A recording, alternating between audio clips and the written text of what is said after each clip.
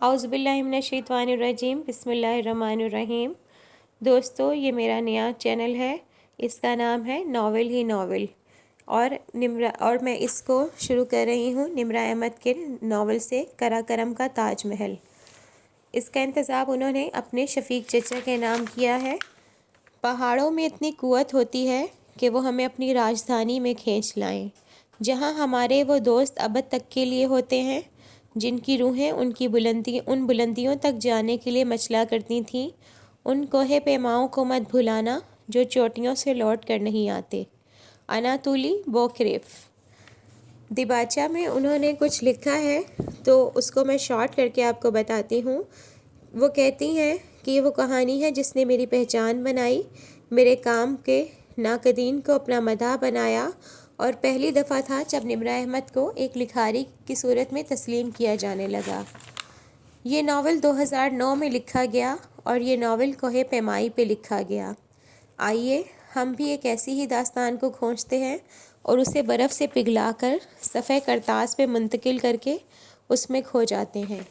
اس پری کی داستان کو جسے ظالم دیو کی قید سے آزاد کرانے ایک کوہ پیما آیا تھا۔ آئیے کرا کرم کی دنیا میں۔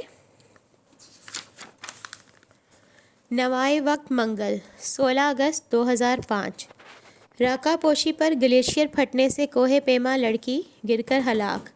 ہنزا AFP راکا پوشی سر کرنے والی ٹیم کی ایک لڑکی گلیشیئر پھٹنے سے کئی فٹ گہرے شگاف میں گر کر ہلاک ہو گئی۔ غیر ملکی خبر رساں ایجنسی کے مطابق گزشتہ روز صبح 3 سے 4 بجے کے درمیان پاک ترک برٹش ایکسپیڈیشن کی ایک کوہ پیما چڑھائی کے دوران برف پھٹنے سے ظاہر ہونے والی پہاڑیوں کی درز میں گر گئی۔ ایکسپیڈیشن ٹیم نے لڑکی کی فوری ہلاکت کی تصدیق کر دی، مزید تفصیلات معلوم نہیں ہو سکیں۔ پہلی چوٹی، بدھ 20 جولائی 2005، ایک ماہ قبل۔ سفید گیٹ عبور کر کے اس نے چند لمحے رک کر ارد گرد کا جائزہ لیا۔ گیٹ سے آگے سفید پتھروں سے بنا خوبصورت اور طویل ڈرائیو وے تھا، اور دائیں طرف کھلا سا لان، جس کے دہانے پر بنے جدید طرز کے برآمدے میں بچھی کرسیوں میں سے ایک پر نشا بیٹھی تھی۔ اس کے ہاتھ میں صبح کا اخبار تھا جو وہ عادتاً شام کے وقت ہی پڑھا کرتی تھی۔ نشا کو سامنے پا کر وہ تیز تیز قدموں سے چلتی ڈرائیو وے عبور کر کے برآمدے تک آئی۔ اس سے پہلے کہ نشا اس کے استقبال کے لیے اٹھتی، وہ ایک ہاتھ کمر پر رکھے ناک اور آبرو چڑھا کر پوچھنے لگی، یہ لڑکا کون تھا؟ کون سا لڑکا؟ اس نے اخبار طے کر کے میز پر رکھ دیا۔ اس کے لہجے میں حیرت تھی۔ وہی جو باہر کھڑا تھا۔ نشا حیران سی کھڑی ہو گئی۔ ایک نظر اس نے پریشے کے چہرے کے بگڑے زاویے اور اکھڑے ہونے کا تھانے دارانہ انداز دیکھا۔ کس کی بات کر رہی ہو؟ وہی جو باہر حسیب کے ساتھ کھڑا تھا۔ وہ حسیب کا دوست ہے، ملنے آیا تھا اور اب تو واپس جا رہا تھا۔ کیوں، خیریت؟ مجھے دیکھ کر اس بدتمیز لڑکے نے سیٹی بجائی۔ اور شرم تو نہیں آتی ہے آج کل کے لڑکوں کو؟ آنے دو حسیب کو، ابھی پوچھتی ہوں کس قسم کے واہیات لوگوں سے دوستی ہے اس کی۔ کم آن پری۔ نشا نے واپس کرسی پر بیٹھتے ہوئے اپنی مسکراہٹ دبائی اور ایک نظر اسے دیکھا۔ سادہ گلابی شلوار قمیض میں ملبوس، اپنے سیدھے اور بے حد سیاہ بالوں کو اونچی پونی ٹیل میں مکیت کیے، پاؤں میں سفید اور ہلکے گلابی رنگ کے جوگرز پہنے، وہ بہت خفگی سے نشا کو دیکھ رہی تھی۔ بھائی سیٹی بجا دی تو کیا ہوا؟ بچہ ہے؟ ہاں، 6 فٹ کا بچہ ہے۔ بھائی حسیب کا کلاس فیلو ہے، یعنی ہوگا کوئی 17-18 سال کا، مطلب عمر میں ہم سے کم از کم بھی 8 سال چھوٹا۔ تو بچہ ہی ہوا نا؟ وہ اپنی کزن کی بنسبت ہمیشہ زیادہ لاپرواہ تھی۔ یہ تمہارے ہاتھ میں کیا ہے؟ لو، مری کیوں جا رہی ہو؟ تمہارے لیے ہی ہے، بیف چلی بنایا تھا، سوچا کچھ تمہیں بھی دے آؤں۔ اس نے ڈونگا نشا کو تھمایا تھا، اس کا موڈ سخت خراب تھا۔ واؤ، ممی کو بیف چلی بہت پسند ہے۔ نشا کا اس کے موڈ کو خاطر میں لانے کا کوئی ارادہ نہیں تھا۔ ہاں تو ممانی کے لیے ہی لائی ہوں، کون سا تمہارے لیے بنایا ہے؟ نشا آپی اور اصل پری آپا ہمیں بیمار کر کے اپنی ڈاکٹری چمکانا چاہتی ہیں۔ اپنے دوست کو رخصت کر کے حسیب بھی ادھر آ گیا تھا۔ تمہارے لیے نہیں ہے، منہ دھو رکھو۔ شیروں کے منہ دھلے ہوئے ہوتے ہیں آپا۔ ہاں، یاد آیا، تمہیں تو ماموں اور ممانی چڑیا گھر سے لائے تھے نا؟ کم آن، وہ ہنسنے لگا۔ ویسے ابھی کس لوفر لفنگے کی بات ہو رہی تھی؟ وہی جس کے ساتھ تم باہر گیٹ پر کھڑے کہکے لگا رہے تھے۔ وہ بدتمیز لڑکا مجھے دیکھ کر سیٹی بجا رہا تھا۔ کیسے لڑکوں سے دوستی ہے تمہاری؟ ارے وہ میرا دوست ہے، بڑے باپ کا بیٹا ہے، اور آپ کو دیکھ کر سیٹی نہیں بجا رہا تھا۔ وہ تو بس اس کی عادت ہے۔ نیور مائنڈ، وہ تھوڑا سا اسپوائلڈ چائلڈ ہے۔ اپنے دوست کا دفاع کرنے کے ساتھ ساتھ حسیب جھک کر میز پر پڑے ڈونگے میں سے بیف کے چٹ پٹے فنگر لٹس اٹھا کر کھا رہا تھا۔ اور سنبھل کر آپا، اس کا باپ صدر پاکستان کا دوست ہے۔ جواب میں پریشے بڑبڑا کر رہ گئی، پھر جانے کے لیے اٹھ کھڑی ہوئی۔ کدھر جا رہی ہو؟ ممی کو سلام تو کر لو۔ 50 گز کے فاصلے پر میرا گھر ہے، پھر آ جاؤں گی، ابھی تو مجھے جانا ہے۔ بھائی بریکنگ نیوز تو سنتی جاؤ۔ حسیب اور اس کے 4 دوست راکا پوشی بیس کیمپ کا ٹریک کر رہے ہیں۔ تو کرتے رہیں۔ اپنے تئیں نشا نے پریشا کو چکا دینے والی خبر سنائی تھی، مگر اس نے لاپرواہی سے کندھے اچکا دیے۔ پری آپا یہ ظاہر کرنے کی کوشش کر رہی ہیں کہ یہ جیلس نہیں ہو رہی۔ حسیب اس کا انداز دیکھ کر شرارت سے مسکرایا۔ میں ہو بھی نہیں رہی، وہ کھٹ سے کہہ کر گیٹ کی طرف تیز قدموں سے بڑھ گئی۔ سنو، تمہارے کپڑے آئے پڑے ہیں ٹیلر سے، وہ تو لیتی جاؤ۔ نشا بھاگتی ہوئی اس کے پیچھے آئی تھی۔ تو تم رات کو دے جانا، ابھی میں جلدی میں ہوں۔ وہ گیٹ کے ہینڈل پہ ہاتھ رکھے ایک لمحے کو مڑی تھی۔ کیوں، کیا جلدی ہے؟ وہ گیٹ پہ رکھا اس کا ہاتھ ایک دم ڈھیلا پڑ گیا۔ قدرے ہچکچائی۔ وہ ابھی پھپھو اور ندا آپی آئی ہوئی ہے نا؟ اب کی بار نشا کا موڈ خراب ہوا تھا۔ کیا مطلب؟ ان کو اپنے گھر چین نہیں ہے؟ ہر دوسری شام تو وہ تمہاری طرف ہوتی ہیں، اور وہ ندا آپا کے شیطان بچے، اتنا شیطان بھی کوئی ہوگا؟ جاؤ جلدی گھر جاؤ، وہ درجن بھر چیزیں توڑ چکے ہوں گے۔ تھوڑی دیر پہلے کے تاثرات پریشے کے چہرے سے غائب ہو چکے تھے۔ وہ بے بسی سے لب چبا کر رہ گئی۔ ویسے رات کا کھانا بھی یقیناً وہ تمہاری طرف ہی کھائیں گی نا؟ سیف بھائی بھی رات ہی کو آئیں گے اور یقیناً کھانا کھا کر ہی جائیں گے۔ حد ہوتی ہے روز روز کسی کے گھر کھانے کی۔ لیکن پھپھو، اور معذرت کے ساتھ سیف بھائی کی وہی مثال ہے کہ نیت سیر نہ ہو تو چلو کچھ نہیں ہوتا۔ پاپا کی اکلوتی بہن ہے، ان کے آنے سے پاپا ہی خوش ہوتے ہیں۔ مجھے تمہاری سمجھ نہیں آتی ڈاکٹر پریشے جہاں زیب، تم اتنی کمزور اور جذباتی قسم کی دلیلیں کیوں دیتی ہو؟ اتنی اچھی طرح جانتی ہو سیف بھائی کو، پھر بھی تم نے ان سے منگنی سے انکار نہیں کیا۔ سیف سے منگنی کے ان 3 برسوں میں نشا نے کوئی 30,000 دفعہ یہ بات کہی تھی۔ یہ پاپا کی خواہش تھی نشا، اب اس بات کو بار بار دہرانے سے کیا حاصل؟ اور پھر میں انکار کس کے لیے کرتی؟ جواباً نشا چپ رہی تو وہ گیٹ کھول کر باہر نکل آئی۔ اس کے لیے انکار کر دیتی، پیچھے سے بہت آہستہ سے نشا نے کہا تھا۔ اس کے قدم ایک لمحے کو زنجیر ہوئے تھے۔ تمہیں وہ احمقانہ بات ابھی تک یاد ہے نشا؟ وہ اداسی سے مسکرائی اور سر جھٹکتے ہوئے اپنے بنگلے کے گیٹ کی جانب بڑھ گئی۔ وہ لاؤنج میں داخل ہوئی تو پھپھو اور ندا آپا ایک ہی صوفے پر بیٹھی سر جوڑے سرگوشی کے انداز میں کوئی بات کر رہی تھیں۔ اسے دیکھ کر فوراً سیدھی ہو گئیں۔ تم کدھر گئی تھی؟ ندا آپا اور پھپھو نے اسے جاتے نہیں دیکھا تھا، کیونکہ وہ کچن کے پچھلے دروازے سے باہر گئی تھی۔ وہ نشا کی طرف گئی تھی، اس کے کچھ برتن رہتے تھے۔ اس نے یہ بتانے سے گریز کیا کہ برتنوں میں بیف چلی بھی تھا۔ سنو پری، زیادہ میل جول نہ رکھا کرو ان لوگوں سے، برا مت ماننا، مگر تمہارے ماموں کی لڑکی بہت بڑی چلتر ہے۔ ماں بھی ایسی ہی ہے اس کی، دیکھنے میں ان سے معصوم کوئی نہیں لگتا، اور اندر سے پوری ہیں یہ۔ اور وہ نشا جب بھی ملاقات ہو سیدھے منہ بات ہی نہیں کرتی۔ نشا اور ممانی جان کے بارے میں وہ اس قسم کی گفتگو کبھی نہ سنتی اگر وہ اس کے سسرال والے نہ ہوتے۔ جی میں ذرا چائے لے آؤں؟ وہ آہستگی سے کہہ کر کچن میں چلی آئی۔ وہی ٹرالی سیٹ کر رہا تھا۔ وہ ٹرالی کو دیکھتی رہی، اس کے ذہن میں خیالات کا ہجوم تھا۔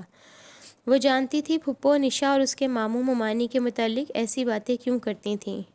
انہیں ڈر تھا کہ کہیں ماموں اور ممانی جہاں زیب صاحب پر دباؤ ڈال کر سیف اور پریشے کی منگنی ختم نہ کرا دیں۔ پریشے کے خیال میں یہ ناممکن تھا، کیونکہ اول تو ماموں اور ممانی اس کے کسی معاملے میں دخل نہیں دیتے تھے، اور اگر دیتے بھی تو صرف پریشے کے کہنے پر۔ اس کی مرضی کے خلاف وہ کہیں بھی جہاں زیب صاحب سے کوئی بات نہ کرتے، اور اس معاملے میں بولنے کا حق اگر اس نے ماموں ممانی کو دینا ہوتا تو 3 برس پہلے ہی دے چکی ہوتی۔ پھپھو کو نشا لوگوں سے دوسرا خوف یہ تھا کہ کہیں نشا پریشے کو ان کے خلاف بھڑکا نہ دے، کیونکہ نشا اور مومانی خاصی صاف گو واقعہ ہوئی تھیں۔ بقول پھپھو کے منہ پھٹ، بد لحاظ اور بدتمیز۔ حالانکہ پریشے کا خیال تھا کہ جتنی سویٹ اور کیئرنگ مومانی تھیں اور جس طرح اس کی مما کی وفات کے بعد انہوں نے اس کا خیال رکھا تھا، کوئی سگی خالہ بھی نہ رکھ سکتی تھی۔ باجی یہ لے جائیں۔ وحید کی شرمیلی سی آواز اس کو خیالات کے بھنور سے باہر نکال لائی۔ اس نے قدرے چونک کر اسے دیکھا اور سر جھٹک کر ٹرالی تھام لی۔ اے پری بیٹا، کیا یہ لڑکوں کی طرح جوگرز پہنے پھرتی ہو؟ کوئی سینڈل یا ہیل والی جوتی پہنا کرو۔ چائے کے ساتھ موجود دیگر لوازمات اپنی پلیٹ میں بھرتے ہوئے پھپھو نے ہر بار کی طرح اس کے جوگرز پر اعتراض کیا۔ اور کیا، وہ پرپل والی سینڈل ہی پہن لیتی جو تمہیں سیف بھائی نے لے کر دی تھی؟ ندا آپا اپنے بچوں کو کیک کھلاتے ہوئے بولی۔ وہ انہیں کیا بتاتی کہ سیف کی پسند اس سے بہت مختلف تھی۔ وہ شوق، رنگ اور ظاہری چمک دمک کو دیکھتا تھا، جبکہ وہ سافٹ کلرز اور کوالٹی کو ترجیح دیتی تھی۔ جی بہتر، وہ سر جھکاتے ہوئے ان کے سامنے بیٹھ گئی۔ اسے علم تھا کہ وہ دونوں جب تک بیٹھی رہیں گی ان کے اعتراضات ختم نہیں ہوں گے۔ 8 بجے تک جہاں زیب صاحب بھی آ گئے، وہ ہمیشہ کی طرح ان لوگوں کو دیکھ کر بہت خوش ہوئے۔ روشان اور سنی کو خوب پیار کیا کہ ان کی زندگی میں ساری رونق انہی لوگوں سے تھی۔ ان کے سامنے ان کی ٹون بدل جایا کرتی تھی۔ پری وحید کو کہہ کر اچھا سا کھانا بنوانا، کڑھائی بریانی، کچھ اور بھی ایڈ کر لینا۔ انہوں نے آہستہ سے پریشے کو ہدایت دی۔ اس کا دل چاہا کہ کہہ دے، پاپا یہ لوگ تو روز یہاں کھانا کھاتے ہیں، پھر ہر روز کا اہتمام کیوں؟ مگر وہ جانتی تھی پاپا ان لوگوں کو کتنا عزیز رکھتے ہیں، سو وہ انہیں باتیں کرتا چھوڑ کر خود کچن میں آ گئی۔ پھپھو کی فیملی ہر دوسری شام یہیں ہوتی تھی اور اسے کبھی بھی اتنی خوف نہیں ہوئی تھی جتنی آج ہو رہی تھی۔ شاید اس لیے کہ آج نشا نے اسے برسوں پرانی ایک بھولی بسری یاد دلا دی تھی۔ پرانی یادیں، ٹوٹے خواب، بکھرے سپنے ہر انسان کو تھکا دیتے ہیں۔ اس پر عجیب سی تھکن اور بیزاری طاری ہو رہی تھی۔ ماما میں یہ کھا لوں؟ 9 سالہ روشان نے فریج کا دروازہ کھول کر پینٹ بٹر کا جار نکال کر دور سے ماں کو آواز دی۔ ہاں کھا لو بیٹا، تمہارے نانا کا گھر ہے، ندا آپا نے لاپرواہی سے کہا۔ اور وہ جس نے ملائیشین چکن بنانے کے لیے اتنا بڑا جار منگوایا تھا، وہ بے بسی سے مٹھیاں بھیج کر رہ گئی۔ وہ روشان اور سنی کو ٹوک بھی نہیں سکتی تھی۔ سنی پورے گھر میں دوڑتا پھر رہا تھا، اسے کوفت ہو رہی تھی مگر وہ خاموش رہی۔ پھر چند منٹ بعد جب وہ چاولوں کو دم دے رہی تھی، اسے بلی کی وحشیانہ میاؤں میاؤں کی آواز آئی۔ یا اللہ، اس نے گھبرا کر کفگیر میز پر رکھا اور بھاگتی ہوئی کچن سے باہر نکلی۔ باہر زمین پر اس کی پالتو بلی کو روشان نے پکڑ رکھا تھا، جبکہ سنی اس کی دم کو ماچس کی تیلی سے آگ لگا رہا تھا۔ بلی تڑپتی ہوئی چیخ رہی تھی، ہٹو تم دونوں، اس نے زور سے سنی کے ماچس والے ہاتھ پر تھپڑ مارا۔ بلی کو روشان سے کھینچا اور ماچس کی ڈبی اٹھا کر اپنے قبضے میں کر لی۔ یہ کیا کر رہے تھے تم لوگ؟ آپ کو کیا مسئلہ ہے؟ جو بھی کر رہے تھے ہماری مرضی، ہمارے نانا کا گھر ہے، آپ کون ہوتی ہیں پوچھنے والی؟ سنی کو تھپڑ لگا تھا جس کا جواب اس نے بے حد بدتمیزی سے دیا تھا۔ پورے دن کی خوف، بیزاری، نشا کی آخری بات، پھپھو اور ندا آپا کے طنز اور طعنے، ان دونوں کی بدتمیزیاں، اس نے سب کچھ برداشت کر لیا تھا، مگر سنی کی بدتمیزی اس کی برداشت جواب دے گئی تھی۔ اس نے رکھ کر 2 تھپڑ سنی اور روشان کو لگائے۔ دفع ہو جاؤ ادھر سے تم دونوں، درد سے چلاتی روتی بلی کو اپنی آغوش میں سہلاتے ہوئے اس نے غصے سے کہا اور واپس کچن میں آ گئی۔ وہ دونوں حلق پھاڑ کر روتے ہوئے اندر ندا آپا کے پاس چلے گئے۔ عین اسی وقت سیف بھی آ گیا۔ وہ آفس سے سیدھا ادھر ہی آیا تھا اور اس کا کوٹ اس کے ہاتھ میں تھا۔ گھر اس لیے نہیں گیا تھا کہ اسے علم تھا گھر میں کھانا نہیں بنا ہوگا۔ کیا ہوا ہے؟ کس نے مارا ہے؟ ندا آپا نے ان دونوں کو روتے دیکھ کر آسمان سر پر اٹھا لیا۔ وہ تمام ڈرامے کی آوازیں کچن میں بخوبی سن سکتی تھی۔ اس کی کوفت میں اضافہ ہو رہا تھا۔ پری آپا نے مارا ہے، بال بھی کھینچے ہیں اور منہ پر تھپڑ بھی مارا ہے، روشان چلاتے ہوئے بتا رہا تھا۔ وہ تیزی سے کچن سے نکلی۔ بلی اس کی آغوش سے چھلانگ لگا کر کودی اور بھاگتی ہوئی کچن سے باہر چلی گئی۔ وہ انسانوں سے بہت ڈر گئی تھی۔ ہائے اللہ پری، تم نے میرے معصوم بچوں کو کیوں پیٹ ڈالا؟ ماموں، میں نے تو کبھی ان کو زور سے جھڑکا تک نہیں۔ ندا آپا اس کو دیکھتے ہی اونچی آواز میں رونے لگی۔ ہائے میرے معصوم بچے، یہ دونوں اس بلی کو آگ لگا رہے تھے، میں نے روکا تو سنی نے مجھ سے بدتمیزی کی، میں نے صرف تھپڑ مارا تھا، بال نہیں نوچے تھے۔ کسی مجرم کی طرح کھڑی وہ صفائیاں دے رہی تھی۔ اور اتنے چھوٹے بچے بلی کو آگ لگا سکتے ہیں؟ انہیں تو ماچس چلانا بھی نہیں آتی، پھپھو چمک کر بولی تھیں۔ میں جھوٹ نہیں بول رہی پھپھو، یہ دونوں اس بلی کو اذیت دے رہے تھے۔ تمہیں اپنے بھانجوں سے زیادہ کسی جانور سے پیار ہے؟ یہ بچے ہیں، کچھ بھی دیا تو آرام سے بھی ٹوکا جا سکتا ہے پری۔ اب کہ سیف بولا۔ سیف اس کی حمایت تو کیا کرتا، اس نے تو اس کا یقین تک نہیں کیا تھا کہ اس نے روشان اور سنی کے بال نہیں نوچے تھے۔ اچھا پری، اب سوری کر لو ان دونوں سے۔ یہ پاپا تھے، اس نے بے حد شاکی نظروں سے انہیں دیکھا۔ کسی کو بھی اس کی بات کا یقین نہ تھا۔ پاپا، میں بڑی ہوں، میں نے کچھ کہہ بھی دیا تو آپ لوگ اس طرح ریئیکٹ کیوں کر رہے ہیں؟ پری، تم بچوں اور ندا آپا سے سوری کرو، دیکھو آپا ابھی تک رو رہی ہیں۔ سیف نے بہت سنجیدگی اور خفگی سے اسے مخاطب کیا۔ اس کا دل چاہا وہ وہیں زمین پر بیٹھ کر رونا شروع کر دے، مگر اسے ضبط کرنا تھا، خود کو کمزور ثابت نہیں کرنا تھا۔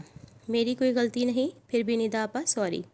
ندا آپا نے منہ پھیر لیا، وہ اس بات کا اشارہ تھا کہ وہ ابھی تک خفا تھیں۔ میں کھانا لگواتی ہوں، وہ کہہ کر وہاں سے چلی آئی۔ وحید کو کھانا لگانے کا کہا اور خود کچن میں بیٹھی رہی۔ جب تک وہ لوگ چلے نہ گئے وہ باہر نہیں نکلی۔ اسے اپنی بے عزتی پر شکوہ ان لوگوں سے نہیں، پاپا سے تھا۔ پتہ نہیں پھپھو نے پاپا کو کیا گھول کر پلا دیا تھا کہ وہ کبھی ان کے خلاف کبھی کچھ سوچ ہی نہیں سکتے تھے۔ کیا میں اپنی پوری زندگی ان لوگوں کے درمیان گزار سکتی ہوں؟ اف، یہ کتنا کٹھن ہوگا۔ یہ تکلیف دہ خیال اس کے ذہن میں چکرا رہا تھا۔ کدھر گم ہو؟ نشا نے کچن کے دروازے سے سر نکال کر جھانکا تو وہ چونکی، پھر زبردستی مسکرا دی۔ میں تو یہی ہوں، تم کہو میرے کپڑے لے آئی؟ ہاں، تمہارے کمرے میں رکھ دیے ہیں۔ مہمان چلے گئے تمہارے؟ اس نے ادھر ادھر دیکھا، پریشے کھڑی ہو گئی۔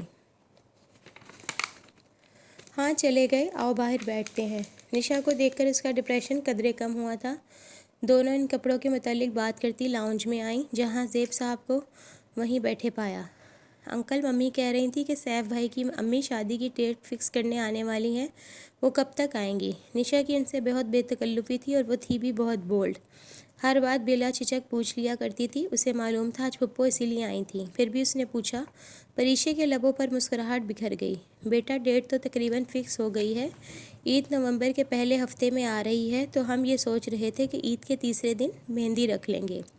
وہ خوش دلی سے بتا رہے تھے، اس کو اپنی گردن کے گرد پھندا تنگ ہوتا محسوس ہو رہا تھا۔ ایک دم کمرے میں گھٹن اتنی بڑھ گئی کہ اس کا سانس رکنے لگا۔ نشا، اچانک اسے کچھ یاد آیا۔ حسیب اور اس کے دوست ہنسا جا رہے ہیں نا؟ تم نے آج کچھ بتایا تھا۔ ہاں، وہ راکا پوشی بیس کیمپ کا ٹریک کر رہے ہیں۔ کون کہاں جا رہا ہے؟ ان کی سرگوشیاں وہ ٹھیک سے سن نہیں سکے تھے۔ پاپا، وہ نشا کے ایک کزن کی اپنی ٹور کمپنی ہے مری میں، نشا نے ان سے نادرن ایریاز کی ٹورز کا پتہ کیا تھا۔ وہ کہہ رہے تھے کہ جلد ہی ان کا کوئی ٹور جائے گا نادرن ایریاز، تو میں نشا کے ساتھ چلی جاؤں، بس 3-4 دن کے لیے۔ مگر ندا تو ہفتے بھر کے لیے میکے تمہاری وجہ سے آئی ہے۔ اس کی نند کا کوئی مسئلہ تھا تو اس کی ساس اور شوہر چند دنوں کے لیے سیالکوٹ گئے ہیں، وہ اگلا پورا ہفتہ ادھر آ گئی کہ تمہارے ساتھ مل کر شادی کی شاپنگ کر لے گی۔ وہ سوچ رہی تھی کہ چند دنوں تک کسی دور دراز پرفسا مقام پر چلی جائے، مگر جیسے ہی پاپا نے 1 ہفتے کی چھٹی کا بتایا، اس نے پکا ارادہ کر لیا کہ وہ جلد ہی اسلام آباد سے پورے ہفتے کے لیے غائب ہو جائے گی۔ وہ کسی کے ساتھ بھی شاپنگ کر سکتی تھی، مگر ندا آپا کے ساتھ نہیں۔ پاپا، ندا آپا کی چوائس بہت اچھی ہے، وہ خود ہی شاپنگ کر لیں گی، میں بس 5-6 روز میں واپس آ جاؤں گی۔ اس نے بہت منت اور لجاجت سے کہا۔ اچھا، مگر کس جگہ جانا چاہتی ہو تم؟ وہ نیم رضامند تھے۔ وہ جواباً کچھ کہنا چاہتی تھی کہ ہنزا، گلگت، اسکردو، مگر اسے معلوم تھا کہ ان علاقوں کا نام سن کر پاپا سختی سے انکار کریں گے۔ پشاور، سوات، کلام، اسی سائٹ پر جائیں گے۔ اس نے سوات کا ذکر اس لیے کیا تھا کہ وہاں کوئی 2500 فٹ بلند پہاڑ نہ تھا، اور سب سے بڑی وجہ یہ تھی کہ پاپا نے اگلے ہی لمحے اسے اجازت دے دی۔ اس نے بے اختیار ایک چور نگاہ اپنے بائیں کندھے پر ڈالی، صرف اس کندھے کی وجہ سے وہ اسکردو سائٹ پر ہمالیہ اور کراکرم کے پہاڑوں پر چڑھ نہیں جا سکتی تھی۔ جہاں زیب صاحب اٹھ کر چلے گئے تو نشا تیزی سے اس کی طرف مڑی۔ میں نے کب پتہ کیا تھا زوار بھائی کی کوئی ٹور کمپنی سے؟ نہیں کیا تو اب کر لینا۔ اس نے لاپرواہی سے شانے اچکائے۔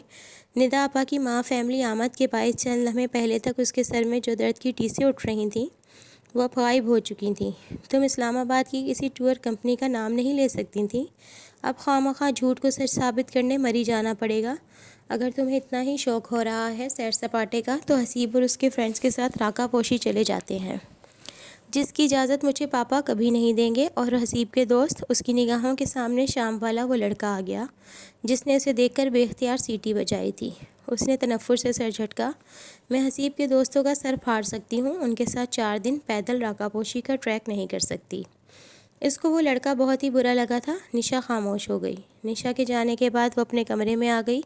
اس کے کمرے کی ترتیب ایسی تھی کہ دروازہ کھلتے ہی سامنے پلنگ نظر آتا تھا، جس کے سرہانے دیوار پر تو ماس ہیمر کا بہت بڑا پوسٹر چسپا تھا۔ کمرے کی باقی دیواروں میں سے 2 پر میسز اور چند کو جاپانی کوہ پیماؤں کا پوسٹر آویزاں تھے۔ ان تصویروں کو دیکھتے ہی ایک اداس مسکان اس کے لبوں کا احاطہ کر لیتی تھی۔ پریشے جہاں زیب، جس کے نام کا آخری حصہ شے ہٹا کر سب اسے پری کہا کرتے تھے، بچپن سے ہی ایک آئیڈیلسٹ تھی۔ وہ ان لوگوں سے تھی جن کے لیے کچھ بھی ناممکن نہیں ہوتا، جنہیں چیلنجز کا سامنا کرنے میں مزہ آتا ہے۔ سیف سے منگنی سے پہلے تک وہ واقعہ بہت پرجوش تھی، مگر ان گزرے 4 برسوں میں بہت کچھ بدلا تھا۔ اس کو بچپن سے پہاڑ سر کرنے کا بہت شوق تھا۔ وہ اپنے پاپا اور مما کی اکلوتی اولاد ہونے کے باعث خاصی لاڈلی تھی۔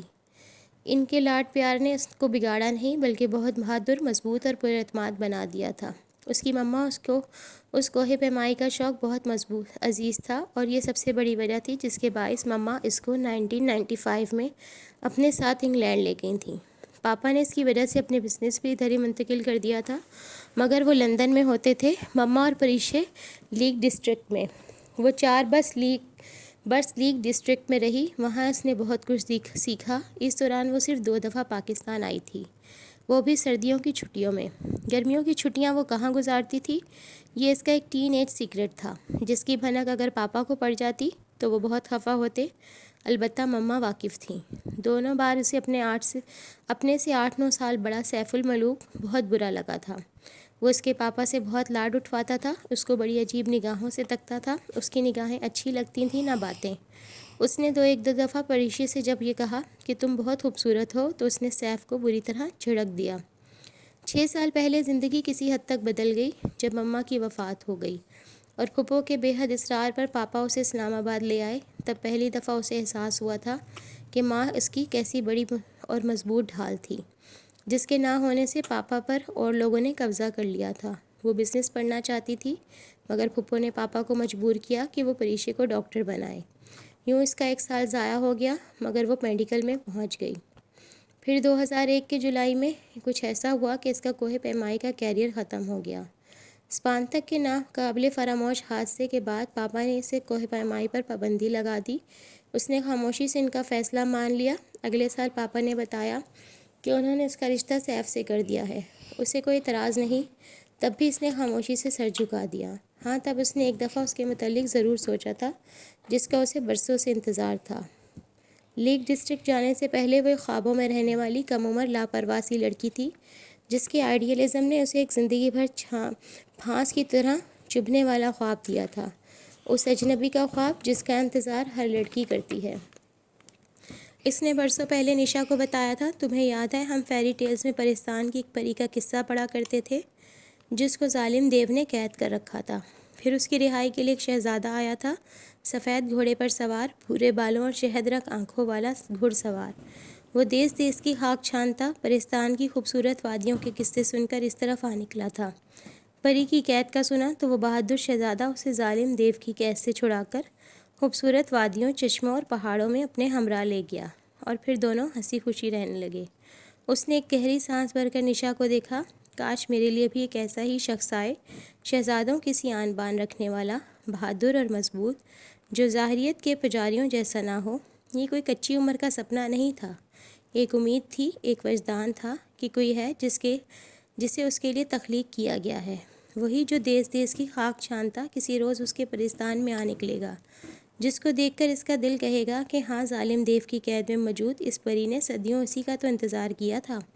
ہاں، یہی تو ہے جسے اس نے روح سے وجود میں آنے سے قبل عشق کیا تھا، جو اس کی ذات کا ٹوٹ کر بکھرنے والا ایک گمشدہ حصہ تھا۔